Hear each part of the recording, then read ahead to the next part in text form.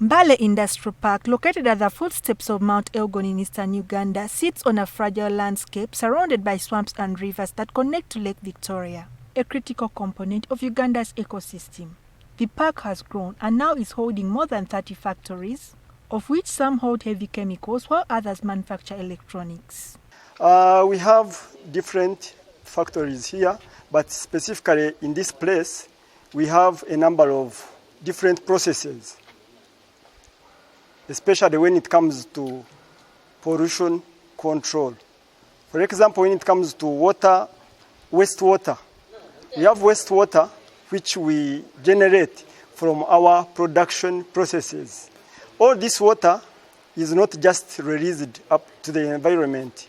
No, we just take it through treatment process. But at least now, we have seen where water comes from and then where it ends. And then that water doesn't go and disturbs our community within.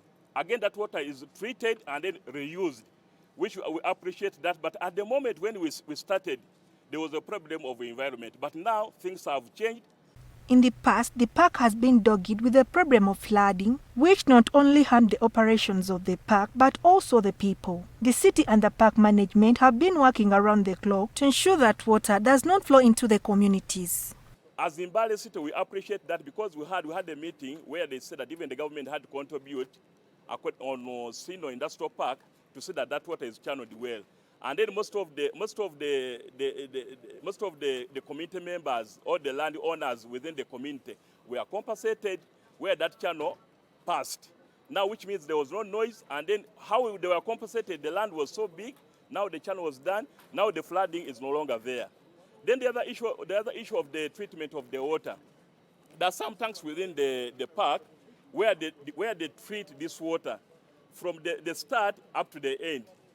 And then that water can be reused within the factory, not within our communities. Uganda has several budding industries and industrial parks that speak to its Vision 2040. However, in the wake of climate change, the need to protect the environment is more critical than before. Betty Ndagire, NTV Business.